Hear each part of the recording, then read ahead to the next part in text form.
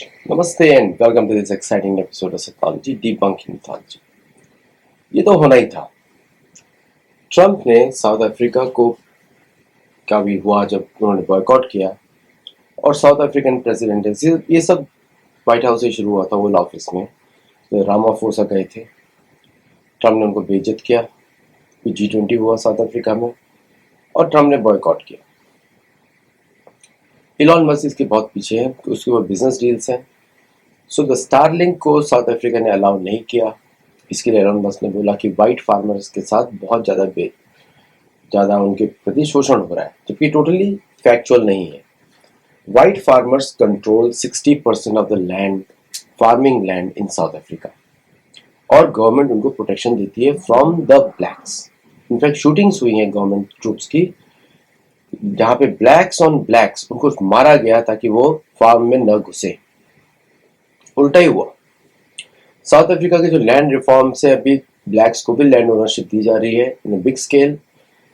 South Africa में पहले blacks को लैंड नहीं दी जाती थी, अब दी जा रही है। और दीज साउथ अफ्रीकन कुछ यूरोप से सेटलर्स हैं, कुछ अमेरिका से सेटलर्स थे, कुछ ब्रिटेन से सेटलर्स थे। ये सभी लोग वहां रहते थे और इनको वीजा की जरूरत नहीं पड़ती है टू कम टू अमेरिका और टू एनी अदर कंट्री। मतलब कि अगर वो ट्रेड डील पे है, अगर वो जॉब करने आए, रहने आए, तो उनको H1B वीजा की जरूरत पड़ती है। जैसे इलॉन मस्क को जरूरत पड़ी, उनका जन्म भी साउथ अफ्रीका में हुआ था। क्योंकि स्टारलिंक को उसने अलाउ नहीं किया साउथ अफ्रीका ने। स्टारलिंक को कौन कौन से देशों ने अलाउ नहीं किया? अफ्रीका ने नहीं अलाउ किया, साउथ अफ्रीका ने अलाउ नहीं किया, चाइना ने अलाउ नहीं किया और रशिया ने अलाउ नहीं किया। तो तीनों कंट्रीज के विरुद्ध इलॉन मस्क का एक वेंडेटा भी है। भारत में अलाउ किया गया। I am surprised. GPS के को भूले नहीं कारगिल में, और वापस अलाउ कर दिया स्टारलिंक। और बहुत सारे any technical guy will know कि क्या क्या किया जा सकता है स्टारलिंक के द्वारा। बट एनीवे, हम लोग चुप रहेंगे क्योंकि भारतीय गवर्नमेंट का डिसीजन है, तो कुछ सोचा ही होगा उन लोगों ने।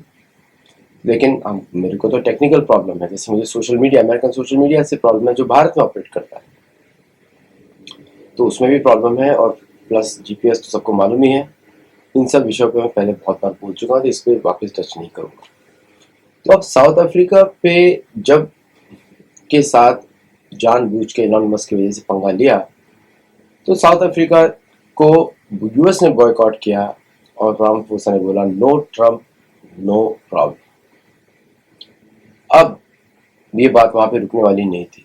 मुझे ऐसा लगता है कि अगले साल के G20 में, अब देखिए यहाँ पे चाइना ने, जैसे अमेरिका ने मना किया, चाइना भी नहीं गया, रशिया भी नहीं गया। उसके रीजंस कुछ भी हो सकते हैं। चाइना का तो मेन रीजन है कि वो प्रेसिडेंट शी जिनपिंग अभी इंटरनल लड़ाई लड़ रहे हैं। उनका भारत से भी युद्ध चल रहा है, ताइवान से भी युद्ध चल रहा है, प्लस वो अमेरिका से दोस्ती भी करना चाहते हैं। तो इसलिए तीनों रीजन की वजह से चाइना प्रेसिडेंट नहीं गए।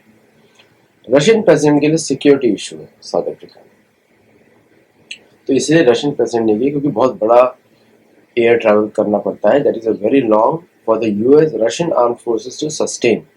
और यूक्रेनियंस और American intelligence and SAS they're out there to trouble the security of President Trump, Putin. तो पुतिन ने इसलिए अवॉइड किया। मेन रीजन यही है और कोई रीजन नहीं है। भारतीय प्रधानमंत्री गए क्योंकि उनको जानना था, साउथ अफ्रीका से भारत की दोस्ती है और भारत को अफ्रीका में बहुत सारे बिजनेस इंटरेस्ट है। प्रधानमंत्री मोदी गए to deepen the bonds with South Africa. Bharat के पुराने रिश्ते भी, मोहनदास करमचंद गांधी वाले रिश्ते हैं, ब्रिटिश रिश्ते हैं और बहुत सारे अदर रिश्ते। बिजनेस डीलिंग्स भी बहुत होती है भारत की। एंड भारतीय companies are based out of South Africa to offer services. जैसे अफ्रीका की पूरी सर्विसेज हैं, टेलीकॉम सर्विसेज हैं, mostly run by Airtel and other associated companies. तो भारत का बहुत इंफ्रास्ट्रक्चर इन्वेस्टमेंट है पूरे अफ्रीका में। प्लस भारत का trade is growing with Africa on A unprecedented scale. और भारत जो है चाहता भी है कि अफ्रीका के से ज़्यादा मिशन अच्छे बनाए जाए for basic minerals. Rare earth में Bharat is one of the top 4 countries. तो भारत को जरूरत नहीं है, ओनली भारत के अंदर प्रोसेसिंग नहीं हो सकती, इसके लिए भारत काम कर रहा है। नाउ प्रेसिडेंट ट्रम्प जो साउथ अफ्रीका में जब मना किया कि they are not hosting South Africa G20, ये एक मेजर डेवलपमेंट है फॉर द वर्ल्ड ट्रेड। क्योंकि साउथ अफ्रीका जैसी मेजर कंट्री को जो कि G20 का मेंबर है उसको नहीं होस्ट करना अमेरिका में, इसका मतलब ये है कि आप पूरे अफ्रीका के ऊपर सैंक्शंस लगा रहे हो। Sanctions work against the companies which against the countries उनके जिनके ऊपर लगाया जाता है। तो जैसे ही उन्होंने मना किया कि सैंक्शंस नहीं लगा रहे हैं, सैंक्शंस नहीं लगा रहे हैं, उन्होंने बोला कि बॉयकॉट कर रहे हैं, तो हो सकता है प्राइम मिनिस्टर मोदी भी ना जाए, पुतिन भी ना जाए, चाइना भी ना जाए, rest of the world will come to G20। वहाँ पे हो सकता है कि जयशंकर जी रिप्रेजेंट करे भारत को इन द ऑफिशियल कैपेसिटी, और maybe the vice president और द प्रेसिडेंट कैन रिप्रेजेंट, और any other minister of state भी भेजा जा सकता है to represent India G20 in Miami Florida next year. प्रधानमंत्री तो चाहेंगे नहीं कि ट्रम्प को मिले, तो देखते हैं क्या होता है, because lot of things can happen from now and next year. आपको मालूम ही है, मेरा वीडियो आप देखेंगे तो पता लग जाएगा आपको। So this is a very development. अब मैं एग्जैक्ट वर्ड्स बताता हूँ क्या बोला उन्होंने। उनके वर्ड्स हैं, South African government refuses to acknowledge or address the horrific human rights abuses endured by Afrikaners। Afrikaner मतलब गोरे, ब्रिटिश ओरिजिन अफ्रीकन को अफ्रीकानेर बोलते हैं, and other descendants of Dutch, French and German settlers। They are killing white people and are randomly allowing their farms to be taken over by them। That is not correct। South Africa के laws बहुत ही strict हैं। Nobody can take over the farm of another community without proper authorization। Government के बहुत laws हैं South Africa में। In fact जो भी business चलाता है दे नो। उन्होंने बोला, perhaps soon to be out business, New York Times and fake news media won't issue a word against genocide। That's why radical left media are going out of business। At the conclusion of G20, South Africa refused to hand over the G20 presidency to a senior representative from the US Embassy। बिल्कुल गलत accusation है। It has to be the government functionary from the host country, not the ambassador, not any other representative। और उन्होंने nominate ही नहीं किया, और nominate करते तो हो जाता। That is wrong news. वो बाद में नॉमिनेट किया जब मीटिंग एंड हो गया, तो उन्होंने पूछा कि भाई आपने नॉमिनेट क्यों नहीं किया पहले। इन द बिगिनिंग चेंज और heads of the state meeting में no secretary, no external affairs minister, nobody is allowed. That is international law. Closing ceremony में आपने किया, तो क्लोजिंग सेरेमनी में नहीं होता, you to attend the full ceremony, full event. आपने पूरा बॉयकॉट किया, तो डिड नॉट हैंड ओवर। तो इसका मतलब it will be the first illegal G20 summit in USA in the history of G20। White लोग कभी चाहते ही नहीं है कि ब्राउन के साथ एक टेबल पर बैठे, ये उनको बीमारी है। इट्स ओके, जरूरत नहीं है, क्योंकि there are more brown and black people in the world. और ये पूरा रेसिज्म होता है, यूरोप का टोटल रेसिज्म है, व्हाइट स्किन वर्सेस, बहुत कूट कूट के भरा पड़ा है, यही चर्च बढ़ाता है। तो जो भी चर्च जुड़ता है वो सारे सारे स्लेव बन जाते हैं। जो भी इस्लाम में जाते हैं वो सारे के सारे काफिर बन के ही रहते हैं, सेकंड ग्रेड सिटीजन। कन्वर्ट होना ही नहीं चाहिए कभी। जहां पे आप चाहे नेटिव हो, इंडिजिनस हो, चाहे कुछ भी मानते हो, कन्वर्ट मत हो। कन्वर्ट हो गए तो आपकी आइडेंटिटी, आप स्लेव बन जाओगे। Second, only in Sanatan Dharma everybody is treated equally, even if you don't convert. That is the beauty of Sanatan धर्म।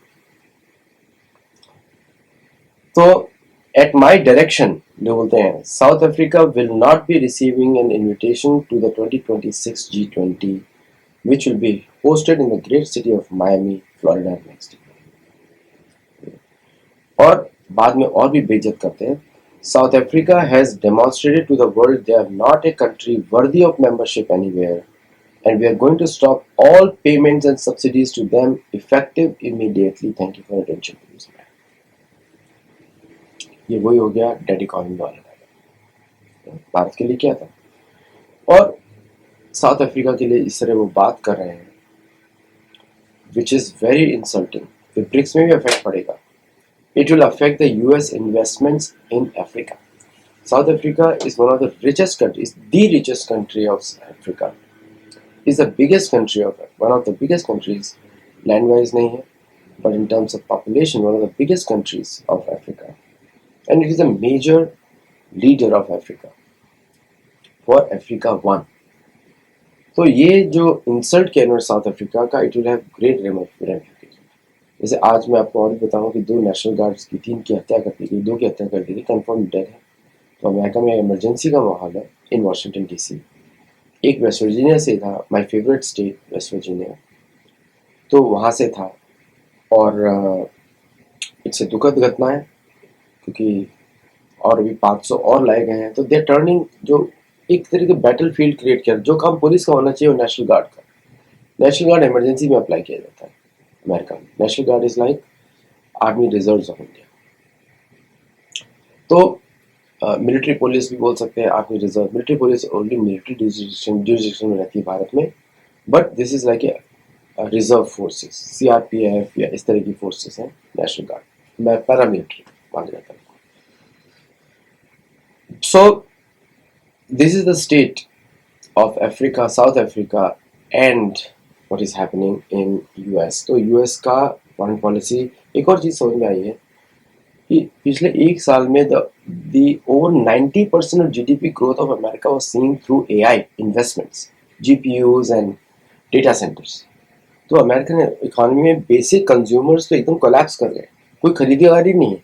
इस बार जाएंगे शॉपिंग मॉल्स में, भी मैं जाऊंगा, एक वीडियो बनाऊंगा, you'll be shocked, there is nobody there. Nobody there in the shopping malls. So it's a very striking scene at the shopping malls today. और बड़ा अजीब सा लगता है देखकर कि अमेरिका के हॉलिडे सीजन में इतना शॉपिंग नहीं हो रहा है। तो इकॉनमी के ऊपर तो बहुत क्वेश्चन उठाए जा सकते हैं और इस पर देखना पड़ेगा कि आगे क्या एक्शन लोग लेते हैं। नमस्ते and thank you and I see you in the next show. जय जगन्नाथ। हमारे मेंबर्स बनिए, हमारे मेंबर्स वाली वीडियोस देखिए जो शास्त्र पे आधारित होते हैं, और हमारे गुरुकुल में जुड़िए। आपसे आग्रह करता हूँ, गुरुकुल में जुड़ेंगे, मेथोडिकल वे में सीखेंगे, और मैं एस्ट्रोलॉजी का नया चैप्टर्स भी ऐड करता जा रहा हूँ क्योंकि मैं स्वयं भी सीख रहा हूँ। तो आज के लिए बस इतना ही। नमस्ते एंड जय जगन्नाथ। Thank you.